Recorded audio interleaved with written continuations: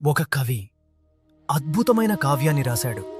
ఆ కావ్యాన్ని రాజుకు అంకితమిస్తే చాలు, కావలసినంత ధనం, కనకవస్తు వాహనాలు, అంతులేని రాజభోగాలు తలుపు తడతాయి. కాని ఆ కవి వీటన్నిటినీ కాదన్నాడు.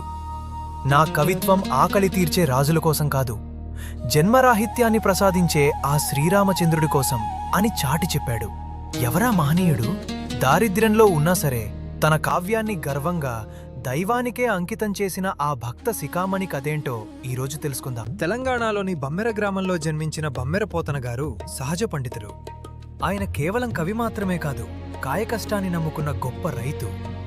చేతిలో కలంపట్టి కావ్యం రాసిన, నాగలిపట్టి పొలం దున్నిన ఆయన నోట ఎప్పుడూ రామనామమే వినిపించేది. ఒకనాడు పోతనగారు గోదావరి నదిలో స్నానమాచరించి ధ్యానంలో ఉండగా శ్రీరామచంద్రుడు సాక్షాత్కరించి భాగవతాన్ని తెలుగులో రాయమని ఆదేశించారట. ఆ క్షణం నుండి పోతనగారి జీవితం ధన్యమైపోయింది. ప్రతి అక్షరాన్ని భక్తితో పునీతం చేస్తూ శ్రీమద్భాగవతాన్ని తెలుగు ప్రజల గుండెల్లో నిలిచిపోయేలా రాయడం మొదలుపెట్టారు. ఆయనకు వ్యవసాయం పుట్టకూటిని ఇస్తే ఆ శ్రీరాముడి భక్తి ఆయన ఆత్మకు శాంతిని ఇచ్చేది.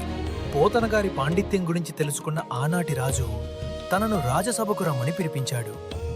పోతనా, నీవు రాస్తున్న భాగవతాన్ని నాకు అంకితం చెయ్యి, నీ దారిద్ర్యాన్ని తీర్చి నిన్ను స్వర్ణాలతో ముంచెత్తుతాను అని ఆశ చూపాడు.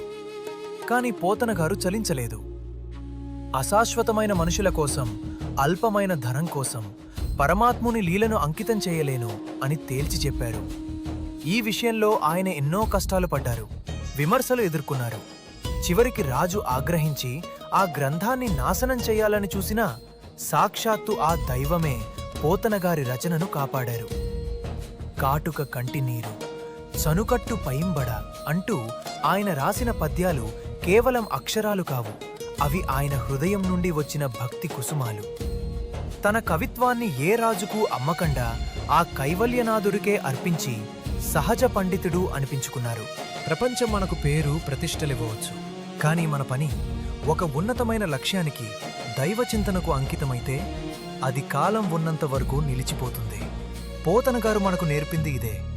నిజమైన ప్రతిభ భగవంతుడి సేవలో ఉన్నప్పుడే అది అమరత్వం పొందుతుంది.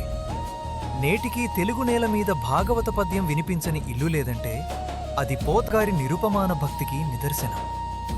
మీరు చేసే ప్రతి పనిలోనూ ఆ పవిత్రతను వెతుక్కోండి, అప్పుడే ఆ పనికి పరిపూర్ణత లభిస్తుంది. ధన్యవాదాలు.